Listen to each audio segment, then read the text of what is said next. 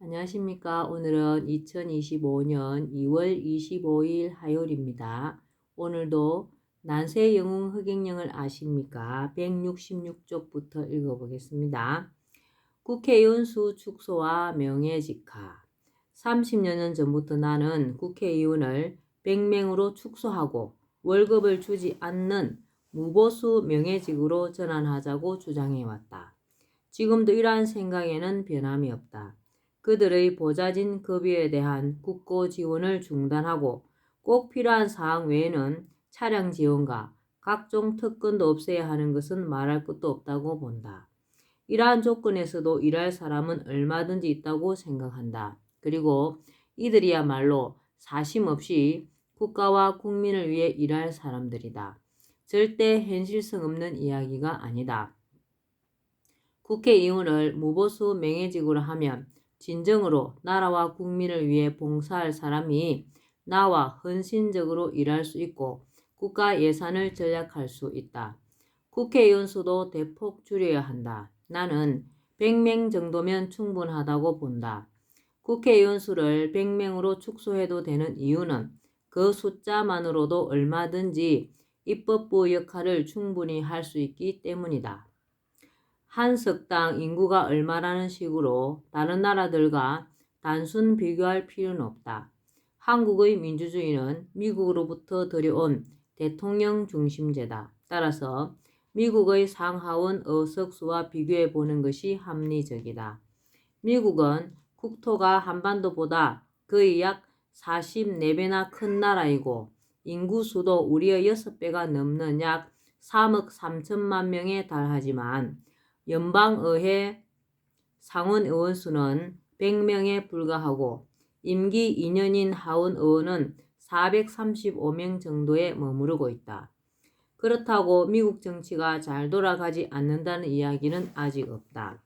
그런데 오히려 국회의원 수를 줄이기는커녕 늘려야 한다는 주장이 정치권에서 나오기도 한다. 근래에 연동형 비례대표제로 선거제도를 개편하려는 논의가 한창이었을 때 국회의원 정수를 확대하자고 주장하는 사람들이 있었다. 정당 득표율만큼 의석수를 갖도록 하기 위해서는 최소 330석 이상의 의원 정수 확대가 불가피하다는 주장이었다. 물론 국민의 저항을 고려해서 국회의원 특권을 축소하자는 단서를 붙이기는 했다. 그런데 이렇게 주장한 데는 현역 국회의원들이 비례대표 의석수를 늘리는 것 때문에 지역구 의석수를 줄이는 것은 절대 불가하다고 반대하고 나섰기 때문이었던 것으로 알려져 있다.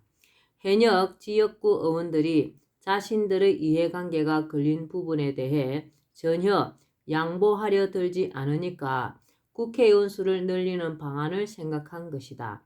당장 국민적 저항을 면해보고자 국회의원의 특권, 특혜를 줄이는 것을 조건으로 하여 국회의원 의석수를 늘린다고 할 때 축소된 국회의원의 특권이 이후에도 그대로 유지될 것을 믿을 만한 국민이 과연 있을지 의문이다. 지방의회 의원들을 처음에는 무보수 명예직으로 한다고 하고 는 지방의회를 설치하고 이후 슬그머니 보수를 받는 유급직으로 바꾸어버린 것처럼 축소시킨 국회의원 특권과 특혜에 대해서도 그렇게 되지 않으리라는 보장이 없다. 더구나 국회의원의 특권 특혜는 국회의원들이 스스로 정한다. 눈 가리고 아웅하는 것에 불과할 수 있다. 물론 이후 국회의원 정수를 늘리자는 주장은 총 의석수를 기존대로 유지하고 연동형에서 준연동형 비례제로 바꾸면서 밀려나긴 했지만 그러한 발상이 나온 자체가 기회만 있으면 정수 확대 주장은 언제든지 다시 고개를 들 수도 있다고 본다. 거대 양당의 역사적 편법. 말을 시작한 김에 연동형 비례대표제에 관련하여 거대 정당들이 저지른 그다란 잘못에 대해 한마디 하고 넘어가야겠다. 연동형 비례대표제는 총 의석수를 정당 득표율로 정하고 지역구에서 당선된 숫자를 뺀 나머지 의석수만큼 비례대표 의석수를 주는 안이다. 이러한 연동형 비례대표제에 대한 논의는 군소정당 비례대표 후보들도 당선될 확률을 높여주려는 대승적인 제도로 모처럼 좋은 취지에서 시작된 일이었다. 그러나 그것도 잠깐, 얼마 안 있어 거대 양당은 본색을 드러내기 시작하여 서로 당리를 따지면서 결국 연동형 비례대표제를 기존의 비례대표제와 그것의 절충 형태인 준연동형으로 바꾸어 군소정당 후보들이 당선될 가능성의 범위를 좁혀 놓더니 막판에는 아예 그 가능성마저도 줄이고 거대 정당들이 비례대표 의석을 다 가져가기 위해 이제껏 그 어디에서도 듣도 보도 못한 위성정당이란 것을 만들어내기에 이르렀다. 총선 결과는 그들의 의도대로 되었고 군소정당들은 결과에 허탈해하며 그들의 편법에 분노하였으나 어쩔 도리가 없었다.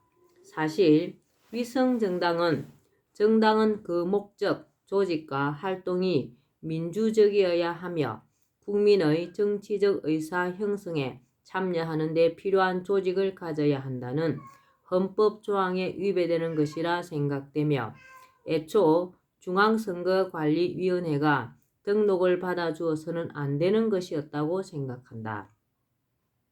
그러나 중앙선거관리위원회는 행식적인 심사 절차만을 거쳐 위성정당의 등록을 받아준 것으로 보인다. 또 이들 위성정당의 비례대표 공천에서도 미래통합당, 더불어민주당 등의 모 정당에서 이미 적법하게 선출된 비례대표 후보자를 일부러 제명하고 그들 모 정당의 위성정당에 재입당시켜 그가 위성정당 비례대표 후보가 되도록 모 정당에서 마음대로 정하는 편법이 있었음이 분명한데도 중앙선거관리위원회가 위성정당의 공천 결과를 문제가 없다고 보았는지 등록을 허용하였는데 이는 부당하다고 생각한다.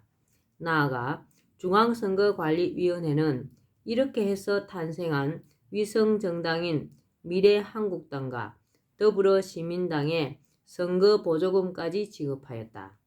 이러한 위성정당의 조직과 편법적인 행위 그리고 이에 대한 중앙선거관리위원회의 묵인, 허용은 우리나라 정당사와 선거 역사에서 아마 매우 수치스러운 일로 기록되지 않을까 생각한다. 지방자치제 유감.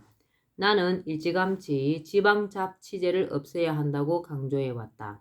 지방자치 선거를 치르는 데에만 엄청난 국가 예산이 들어갈 뿐만 아니라 지방자치단체의 의원, 의회의원, 교육의원 등의 인건비도 무시하지 못한다. 지방자치제가 없으면 들어갈 필요가 없는 국가 예산이다. 그리고 지자체들의 지역개발 맹분의 국가 예산 확보 경쟁은 도를 넘어서고 있다. 지자체들이 국가 예산을 확보하기 위해 애써 신규 사업을 발굴하고 예산 확보 전략을 세우기까지 하고 있는데 이것은 도저히 있어서는 안 되는 일이다.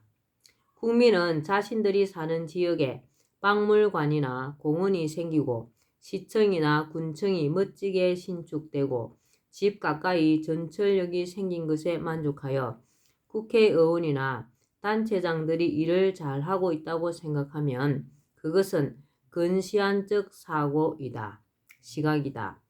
국가가 예산 집행을 함에 있어 우선시하여야 할 것은 멋진 박물관이나 대궐 같은 관청을 짓는 것이 아니라 국민의 생활을 안정시키는 것이다.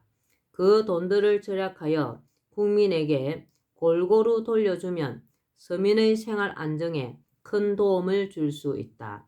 생계 걱정에서 벗어나지 못하는 서민들의 가슴을 피워줄 수 있고 빚에 허덕이는 사람의 고통을 들어줄 수 있다.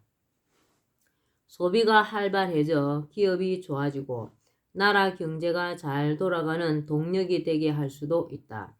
지금처럼 국민의 자살률이 OECD 국가 중 최고로 높고 가계부채율이 상위권을 맴돌며 반대로 출산율은 꼴찌인 나라에서 신규 사업을 일부러 발굴해서까지 지역개발에 국가 예산을 틀어넣는 것은 예산 낭비를 넘어 도의적으로 절대로 해서는 안 될 일이다. 박물관 같은 것은 국민의 생활 안정이 이루어진 다음에 해도 전혀 늦지 않다. 그리고 지금으로서는 이미 이루어진 공사와 사업만으로도 그 이상 지역 단장과 개발은 할 필요가 없다고 생각한다. 지방자치제가 유감인 또 하나의 이유로는 우리나라는 국토 전체가 미국의 한 개 주 정도밖에 되지 않는다는 점이다. 하나의 정부만으로도 이 좁은 땅을 다스리지 못할 이유가 없다. 지역의 균형 발전이라는 명분으로 지방자치제의 당위성을 주장하는 사람이 있을지 모르지만 지방자치제의 시행을 통해 지역의 균형 발전을 이룬다는 것도 그야말로 명분에 지나지 않으며 오히려 지역 간의 지나친 경쟁으로 국고 낭비와 지역 이기주의만 키울 수 있다.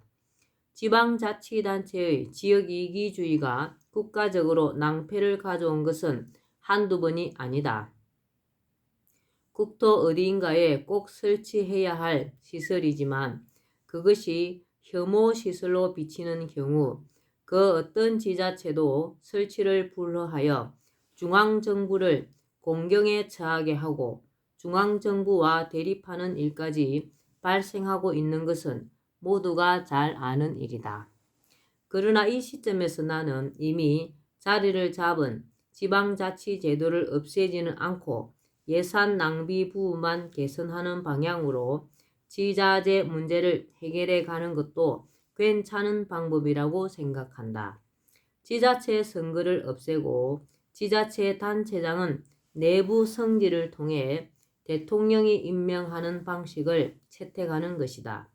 지방의회의 의원도 선거가 아니라 추천 등의 방식으로 선임하고 지방의회의 설치 초기처럼 무보수 명예직으로 하면 선거에 들어가는 막대한 비용과 의원 보수를 절약할 수 있다.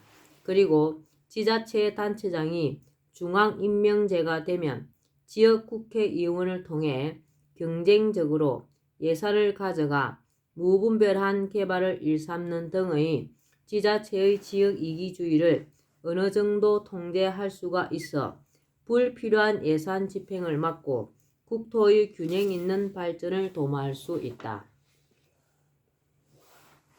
정당 정치라는 패거리 정치. 정당 정치가 현대 정치의 생명. 사전에 보면 정당이란 동일한 정견을 가진 사람들이 정권을 획득해 정치적 이상을 실현하기 위하여 조직한 단체라고 나온다.